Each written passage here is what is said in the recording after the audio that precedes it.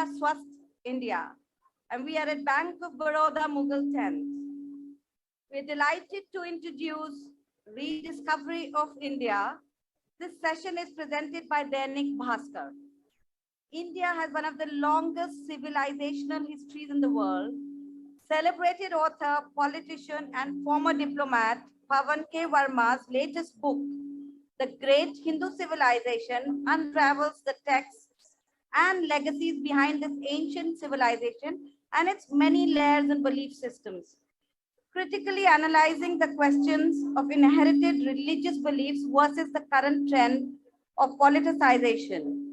Varma takes us on an introspective journey through empires, leaders, colonization, and conquest. Varma's recent work includes the best-selling Adi Shankaracharya, Hinduism greatest thinker and the greatest ode to Lord Ram, Tulsidas' Ramcharitmanas. In conversation with writer Sujata Prasad, Varma takes us through the changing and evolving ideas of India through centuries and millennia and the unchanging core of Indian thoughts. Pavan K Varma is a writer, diplomat, and a politician who has authored over a dozen best-selling books, including Ghalib, The Man, The Times, The Great Indian Middle Class, The Book of Krishna, Being Indian, Becoming Indian, and Chanakya's New Manifesto. Varma is a recipient of the Atta Galata Bengaluru Literature Festival Prize, the Kalinga International Literary Award, and the Bhutan's highest civilian award. Sujata Prasad is a writer, columnist, curator, and heritage conservationist. Her work and research interests cut across disciplines, intersecting with community health, education, rural livelihoods, and the visual and performing arts. A former civil servant, she is currently an advisor to the National Gallery of Modern Art. She also serves as an expert on the Ministry of Science and Technology's advisory group on heritage research. Please welcome them both.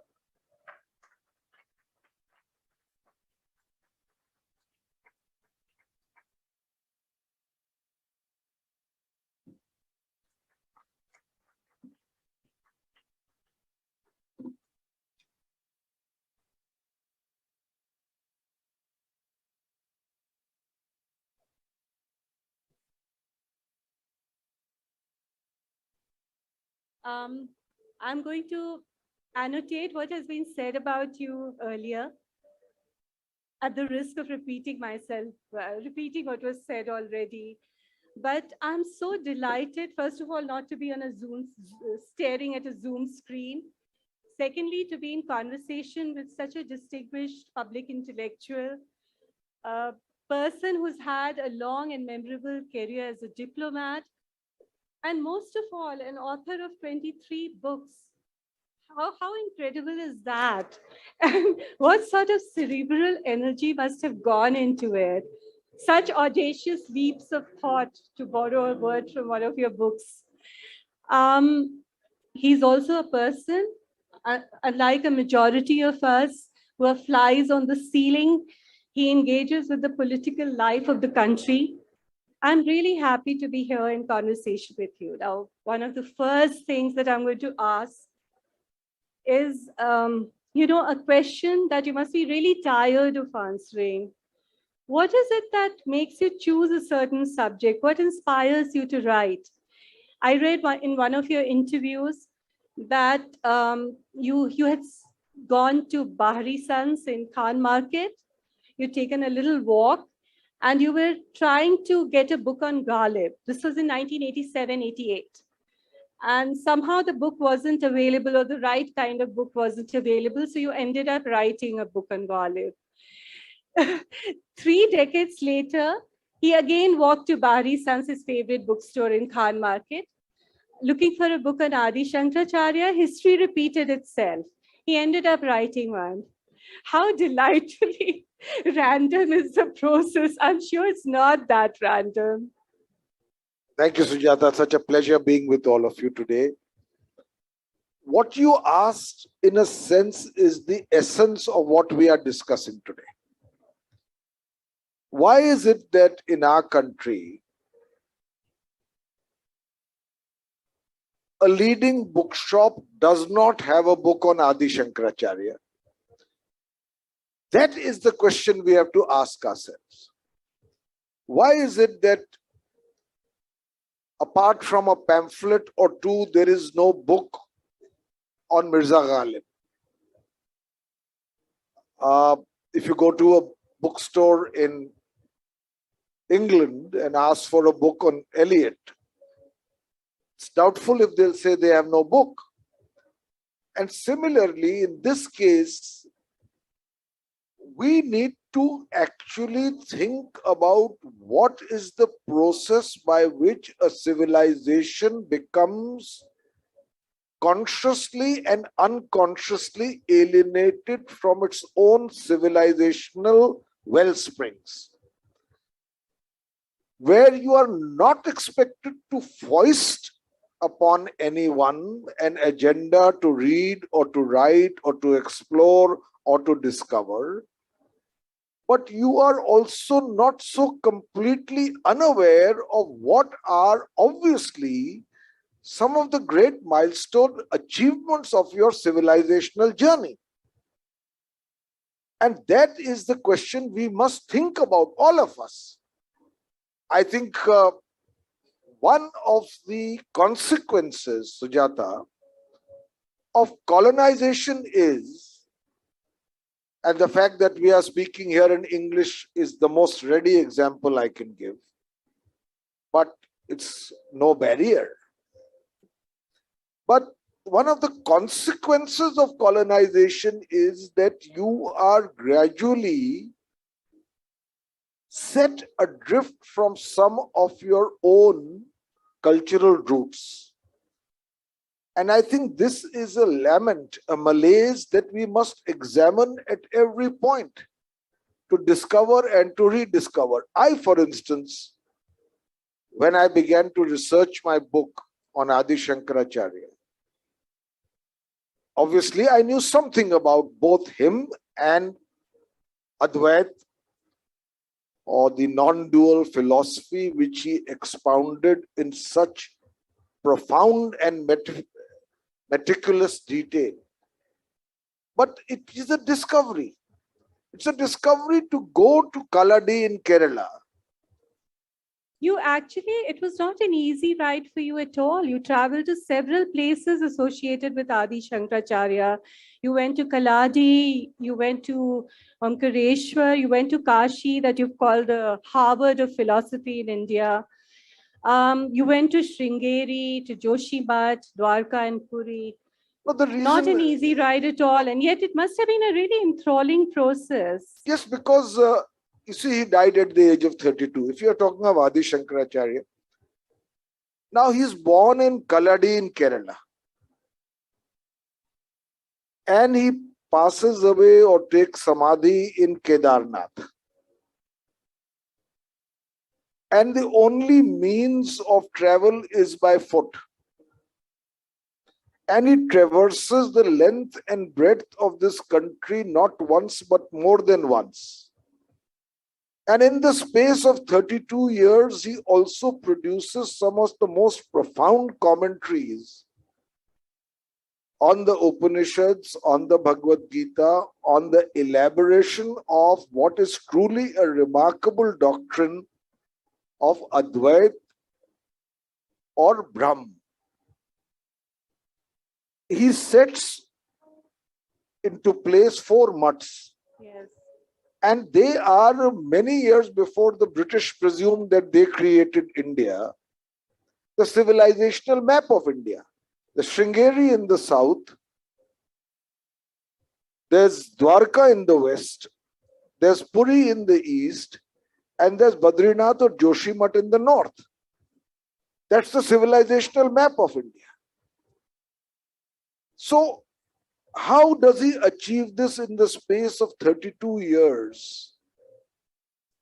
And what kind of journey did he make, walking from Kaladi first to Omkareshwar on the banks of the Narmada, where he remained in a hermitage with his chosen guru, learning about Advait, then to Kashi, from And Kashi. he was only 8 years old at And that time. he was obviously a child prodigy. How did he compose?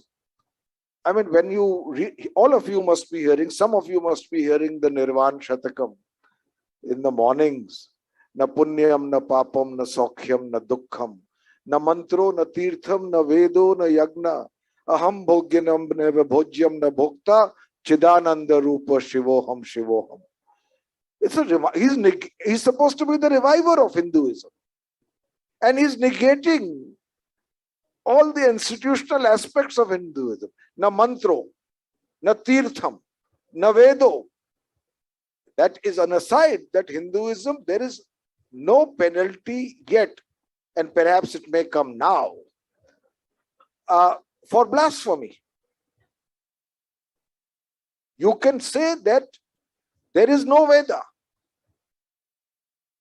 and there is only Chidanand, bliss and awareness, and you can go further and commit blasphemy by saying, I am Shiva, Shivoham Shivo. That Hinduism allows. So, he could write and negate. I mean, the Charvaks were part of Hinduism.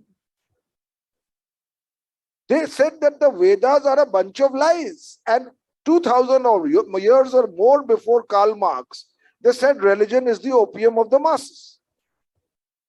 They are considered Hindus. So now when we have these new straight-jacketed definitions of what it is to be a Hindu by some self-anointed thekedars of Hinduism, I want to ask them, I don't say this in terms of a critique. I want to ask them that by pad to lo, soch to lo, sun to lo, kya kaha hai unhone? This conquering eclecticism of Hinduism is the reason for its tensile strength as a Sanatan Dharma. Not its brittleness, not its narrowness. So that is what we need to understand. And once we make the effort, we have to make the effort. If you make the effort to know a little more, for instance, that there is no one system of philosophy in Hinduism, that there are 6 systems. The Nyaya, the Vaisheshik, the Sankhya, the Yoga, the Purv Mimansh, the Uttar Mimansh. And then you've got to know that at least all six of them, and certainly 5 of them, can technically be called atheist. They are not talking about God. They are talking about what could be the ultimate truth behind the bewildering plurality of the cosmos. They are searching for truth. They are not configuring a deity. And therefore, technically, they can be called atheist. If you read, you'll understand why dialogue or Sabhya Samvad or Shastra is so important in Hinduism. Where you listen as much as you say, and where it does not swearing at each other.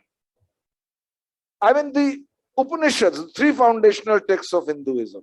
The Upanishads are a dialogue between a guru and a shishya. A question is asked, an answer is given. In the Socratic tradition, yeah. Brahma Sutra. Bajarayan's Brahma Sutra, you will see in the hundreds and thousands of pages of tika written on that remarkably abbreviated aphorism, which is what the sutra is. You will see that invariably the commentator will admit the point of view of what he calls or she calls the opponent. You will bring into the picture also the differing point of view before you seek to arrive at a synthesis. And the third foundational text, the Bhagavad-Gita, is again a dialogue. So where have we come with this fiat?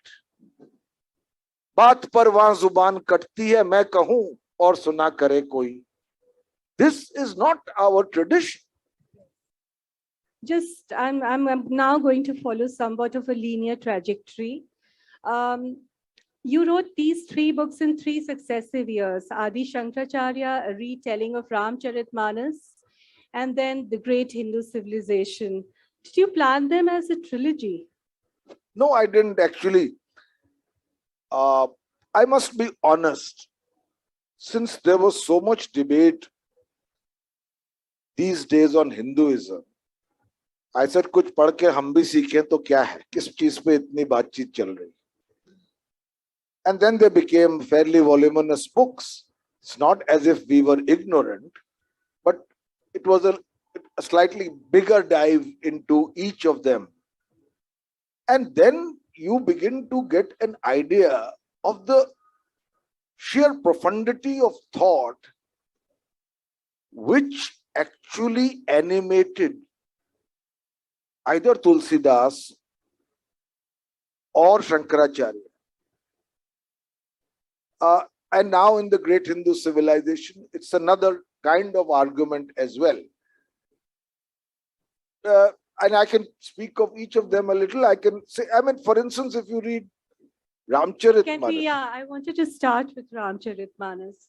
Speak a little, then I have a question for you. No, I mean, for instance, Tulsidas's Ramcharitmanas is both a narrative, a story, but he's a bhakti poet. So it is the absolute supremacy of the total surrender in spiritual terms to the deity. And the entire Ramcharitmanas, I've made a selection, are usually also in the form of a dialogue. And then you begin to understand how much Tulsidas is influenced by the Advait philosophy. See, don't see Hinduism in compartments. That one part of Hinduism on the back of a three-wheeler, another part somewhere else. It's a continuum. Tulsidas ji is saying that while the Advait sense of the absolute as totally nirguna is entirely valid, the devotee's sense of devotion seeks to have a manifestation of that attributeless Brahman, and Ram has been created to provide that personal God to the deity. So it bridges the binary between Nirgun and Sagun. Nirgun and Sagun, as all bhakti poets did. And also the Shaivites and the Vaishnavites? Well, you see, the one great thing about the bhakti poets, and you can start from anywhere, start from Maharashtra, Tukaram, Namdev, go to Bihari, Vidyapati, Chandidas, Tulsidas, Surdas, Guru Nanak, Basavanna, Iqbal Prabhu, go to any of them. They are at one level bridging the schism between Shaiv and Vaishnav.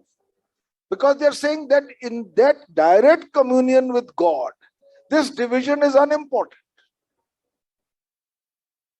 They are against Brahmanical orthodoxy. They are against the compulsory intermediary of the priestly class. And very often they are against caste distinctions. In fact, most often. So it is a remarkable movement, the Bhakti movement, and Tulsidas ji is part of it. But when I see now weaponized version of Sri Ram, which is a good thing because Hinduism is not a passive religion. I was just going to ask you that. Gandhi had called Ramcharitmanas as one of the greatest books in Indian tradition. But he also center staged Ram Rajya in contemporary discourse. And now with the increasing weaponization and politicization of Ram, what do you think from a rights perspective, what was the vision of Ram Rajya, Tulsidas's Ram Rajya? No, first of all,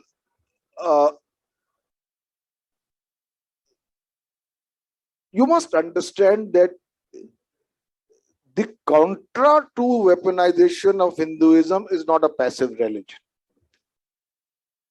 People say Gandhiji and others reduced Hinduism to an unacceptable degree of tolerance even to injustice, that is not true.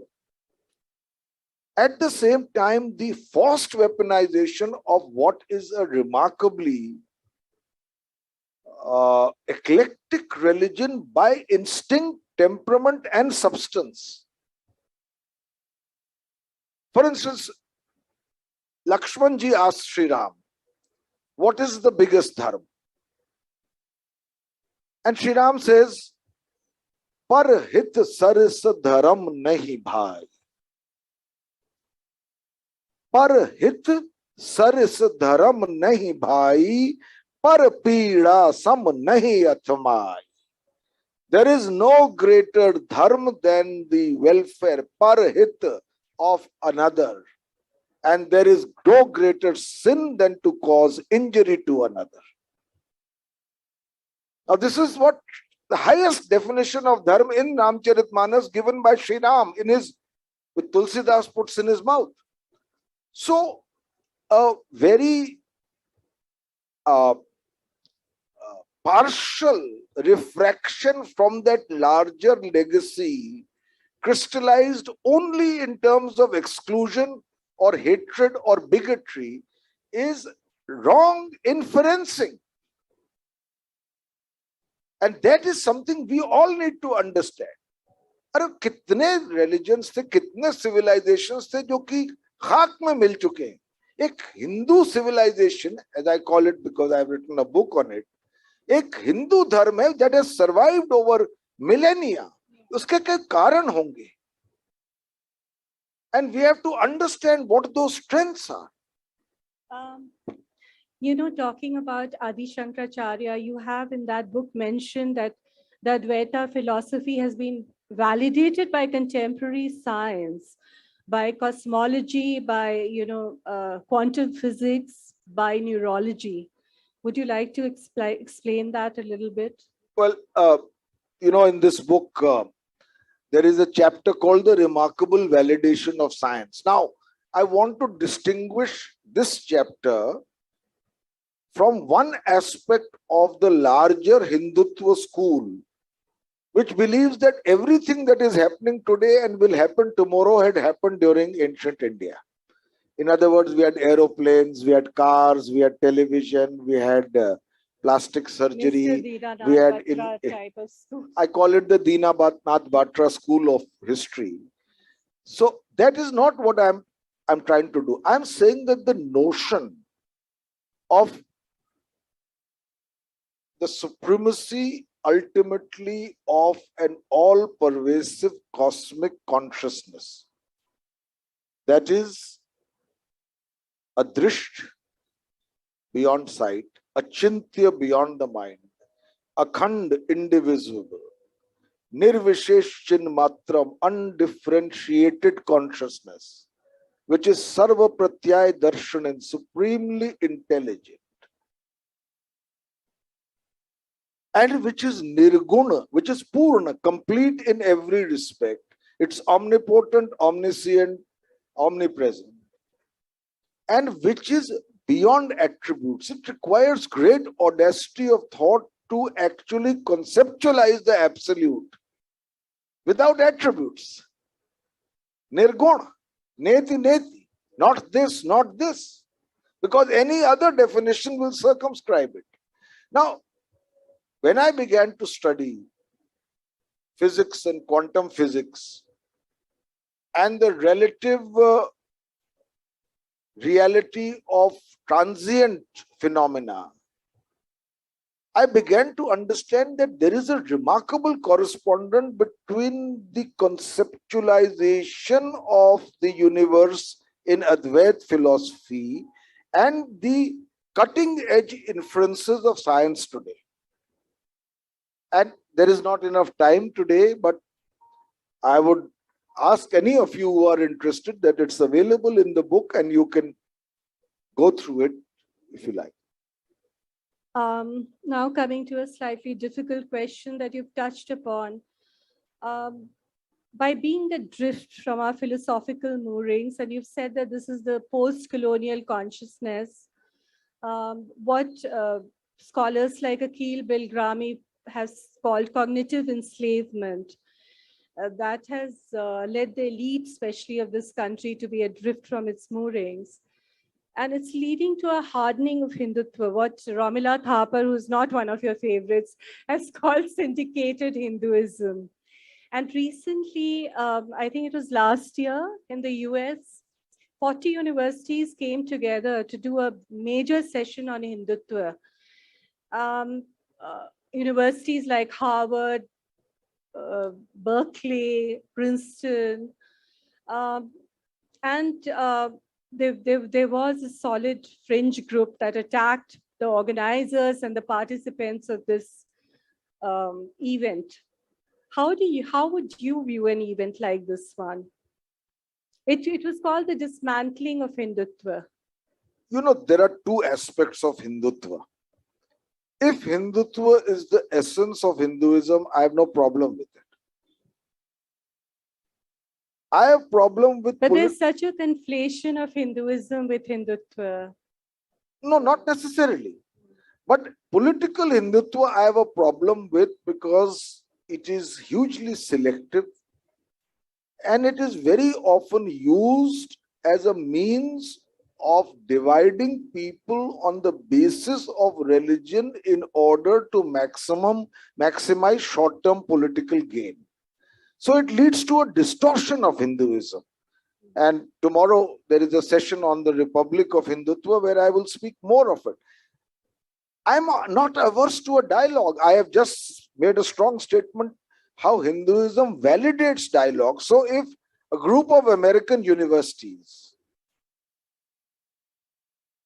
want to critique some notions of Hindutva here, let's have a dialogue rather than a dialogue between the deaf and the dumb. My problem is that there are some entrenched schools of Indology in the West,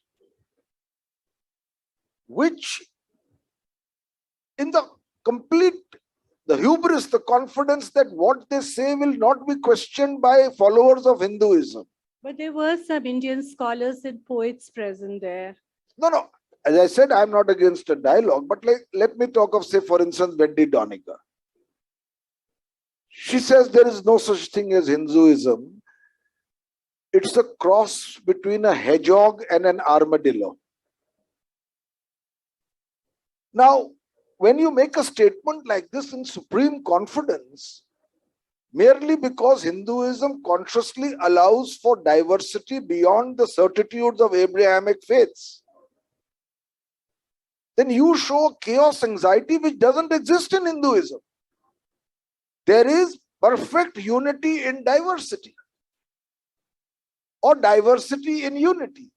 But these are judgments passed on reflex. And actually she said this when she wrote a 600 or 700 page book on Hinduism, and there were certain aspects of it which were critiqued by some Hindus, including those of the ultra-right, ultra-Hindu right. She actually said that I was gobsmacked because I never realized that a book on Hinduism will be read by Hindus themselves. In other words, you write a 700-page book in English, which can be translated into other languages, including Hindi, and you expect that a nation of 1.2 billion people, even if you assume some of them are illiterate, will never read the book. So you cannot write for your own echo chamber with certain presumptions that you have derived about a religion to which you were neither born nor have you fully understood from my point of view. So it is perfectly valid as she makes a certain critique or a comment. I have the right to interrogate it. The problem is when acrimony comes, when the good intentions of either side are questioned to the point of the annihilation of dialogue. Today, what is happening that worries me in my country is that dialogue has been subverted by immediately suspecting the other person's credentials. That is something we have to guard against. So that's my comment on it. Hindutva or Hinduism, and Hindutva as the essence of Hinduism, is not some fragile, insecure legacy that will be shattered if 50 scholars meet anywhere in the world to discuss it. I just want to drift away a little and talk about Ashish Naddi. He's spoken about imperialism of categories. So he's, conceptually analyzed categories like secularism. And he says that this is, in a sense, a superimposition upon us. We should have instead, as a civilization, focused on coexistence, religious coexistence. How do you look at this? No. I look at secularism. The word has acquired a pejorative context these days. But I look upon secularism as Sarv Dharm Sambhav, where you don't have to deny your own faith in order to genuinely respect another's faith. What used to happen was that a lot of very shallow cosmopolitanism had begun to substitute for secularism. I mean, in my book, The Great Hindu Civilization, I quote a conversation of another writer, scholar, Gurcharan Das, in a drawing room company in Delhi, where he says that he's going to take a sabbatical and research the Dharma Shastras, read the Bhagavad Puran again, and study the Mahabharata. And the comment of one of the people there was, "Oh, are you becoming a Sanghi, my friend?" Now, this kind of reflects that if you wish to explore further the roots of your own culture, it automatically makes you a prisoner of the past. And that disassociation makes you less secular. Yes. Is, in my view, a very damaging notion because it has led to a great deal of backlash in India. There is nothing wrong in being conversant with your own culture, spirituality, religious tradition, not as compulsion, but as choice. In fact, one of my great laments also, Sujata, is that Hindus, at least Hindus I can speak about, are very often the least informed about the great legacy to which they are heir. What are the rituals? What are their symbolisms? What are the fundamental beliefs? What is the larger vision, the concept? What is the search? What is the thirst? What is the yearning for? These have been put there. And sometimes if you are researching them, or I mean, for this book, I was criticized by the left. And because of some of my conclusions, I was criticized by the right. So I must have been doing something right. Thank you. We have 12 minutes for questions, but is there anything else that you might want to speak about that you feel that I could have asked but didn't ask? ये तो आपको सोचना चाहिए, but anyway, no, I generally want to make a point that, and I want to take off from what you asked me. You see, a lot of damage has been done in the name of being more secular than you need to be. By that I mean not being less secular. By that I mean to be deliberately less than knowledgeable about your culture, civilization, legacy, roots, tradition, even folklore, was supposed to be a bigger certificate that you are genuinely secular than it needed to be. I mean, people have said today who wanted to underplay any attempt at glorifying Hinduism in the past. They said there is no such. I have quoted them. I have given the names of the scholars. There is no such word as Hindu. There was no recognition of Hindus. There is no such thing as civilization that can be associated to Hinduism. There is no such religion called Hinduism. Wendy Doniger actually asked him, dare I write it with a capital H? That Amartya Sen says, why do we call it a Hindu civilization? In fact, it was predominantly Buddhist. I mean, there are arguments that have been made. So this is part of our dialogic, plural, tolerant tradition to argue. No, I'm not. I just say that if the motive behind that is to hit the ultra-Hindu right, which seeks to irrationally glorify Hinduism, the response is not to deliberately devalue Hinduism. And we need to think about these things because there is a backlash today. The needle has moved. We need sane Hinduism. We need a Hinduism which is linked to the legacy as it actually is, rather than its distortions. But for that, we all have to require a little more knowledge of this great legacy to which we are heir. We've probably reached an inflection point. We only have 9 minutes now for questions, and I know there are going to be a lot of questions. Yes, this lady in black. Yeah, hi. Thank you.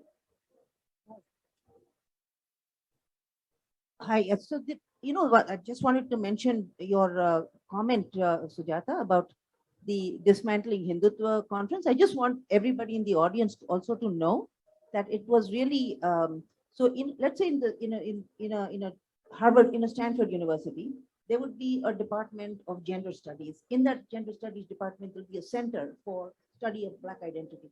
Usme, there was a fake kind of a letter written to somebody, and some clerk there said yes. So this has nothing. Please don't say it as Harvard or Stanford.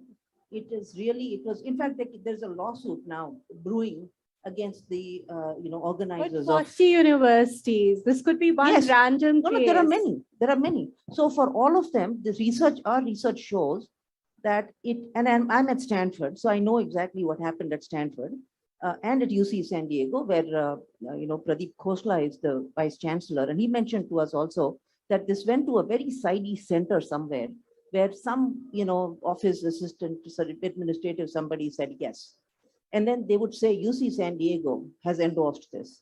So it's a pretty fake. So I don't want anybody in the audience to think that any of these US universities had actually really endorsed it. It was really quite a sleight of hand.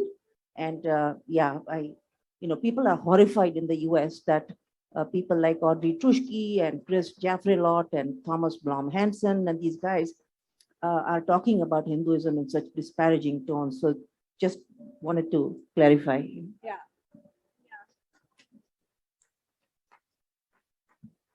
Thank you. So if I ask myself, when did this narrative start? This imposed narrative on India, right? This slavery of categories or whatever. It turns out that it's from 1818, from a seminal book that was written by John Stuart Mill's father, James Mill, The History of British India, right? It's in 3 volumes, published in 1818. And this was the prescribed textbook for every member of the Indian civil service, your predecessors, right? So they would have an internship for a year at Oxford.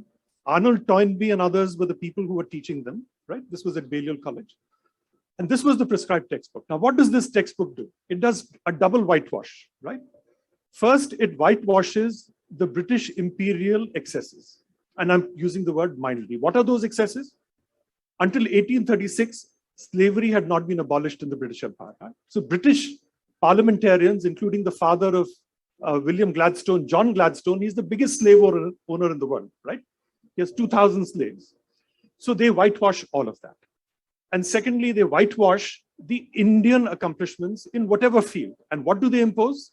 That it's an oppressive category with regard to caste and oppression of women. It's so bad that when the 5th edition of this book is published in the 1850s, H.H. Wilson, who's the Bowdoin professor of Sanskrit at Oxford, also at Balliol College, he is embarrassed and he writes all these footnotes, which says, look, James Mill is claiming all this, but the reality is this. He claims that Calcutta is unsafe for women. The statistics show that Paris and London are far more unsafe for women, etc., etc. And then the crowning irony is that in 1975, when the University of Chicago Press republishes the 3 volumes of the history of British India, they wipe out all the footnotes. These are all things that you can verify. So it's a double whitewash that is happening, which has not even been looked at. I stumbled upon this, and I just thought I'd share some of this with you. Now, this is very true. And I think you've raised an important point. You see, what is the purpose of a colonial power? It is to glorify itself and legitimize its right to rule you and devalue the culture and of the people it has come to rule. And so this is one example. There are many more which literally demonize not only culture and civilization, but also the Hindu religion. The problem that I grapple with in many of my books, including Being Indian, Ghalib, Adi Shankaracharya, and so on and so forth, is have we yet come out fully from the colonization of the mind? Colonization was less about physical subjugation. Colonization was about the colonization of the mind. And post-colonial societies often are the least aware of the degree to which their mind has been colonized. So it's an important project. A project that must be done by not allowing this pendulum to swing to the other extreme by saying that there was no exploitation in India or in Hinduism, or that there has been no gender oppression in Hinduism. Somewhere a middle ground has to be arrived at with the right degree of scholarly objectivity. There's a chapter in your book where you have critiqued, the problems in Indian society. Yes, the person who is waving wildly.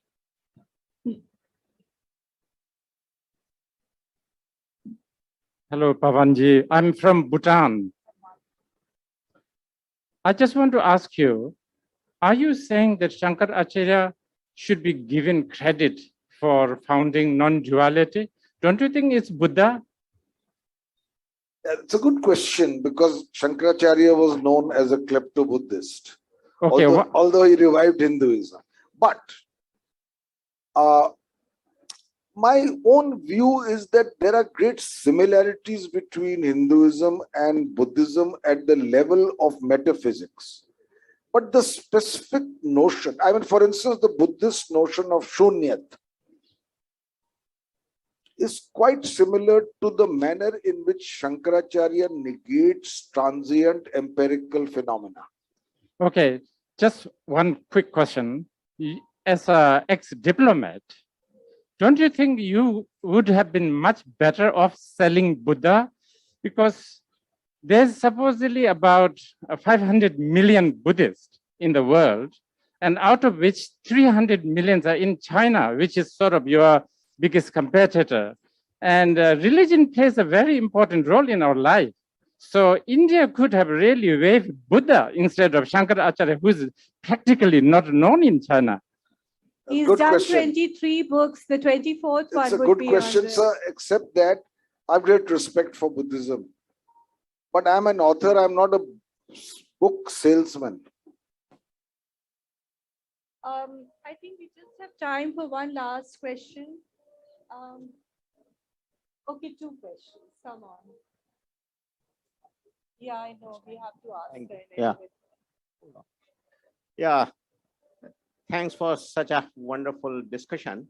My question about your Shankaracharya book is, he travels at the age of 8 from Kerala to Madhya Pradesh to on the banks of Narmada and discusses with who becomes his guru. But I always wondered, in what language were they discussing? He might be speaking Keralite. Sanskrit. And if Sanskrit was so popular that it was spoken from stretches of Kerala to up to north, what was the reason in the Brahmin class? Okay. A lady over there, here. Thank you. A quick question. We talked about weaponizing Hindutva. We talked about the need of people learning their own, the background where they come from. But as a leader, do you have any plan of how the people really learn Hindutva? Because it's the fact that Hindus don't know Hindutva as they have not studied as they're supposed to. But it is also a fact that it was not taught to us. Always, all the political parties talk about being secular, but they're secular about other religions. But the Hindu leaders themselves are not secular about Hinduism. And you are a leader. I think I defined secularism as best as I understand which is to have the ability to respect other faiths without denying that you believe in your own. I don't believe I am secular if I say I'm less Hindu. At the same time, I think as a leader, what I want to share with people, and I do it with great humility, is that perhaps it's in your own self-interest to understand a little more of what is the precise legacy of Hinduism. Because if tomorrow you are told, this is what you should eat, this is what you should drink, this is how you should dress, especially where women are concerned, this is how you should pray, this is the number of time you should go to temples, this is the way that you must celebrate festivals, and so on and so forth, then you must have the knowledge wherewithal to ask, on whose authority are you creating this prescriptive religion for me? And I think therefore it's in the self-interest of Hindus and of people of all faiths to know a little more about their legacy. We'll take the rest of the questions during book signing. Please do buy his book. Can I show them a copy of this book? It's a wonderful book. We can all vouch for it. Please do take a copy and get it autographed. Thank you. Thank you so much. That's a pleasure. We thank Pavan and Sujata for this very immersive discussion and end today's sessions. We also thank Dainik Bhaskar for their support.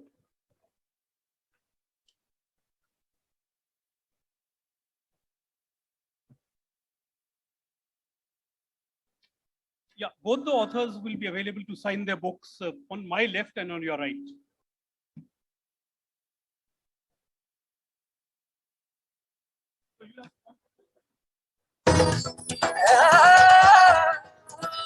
So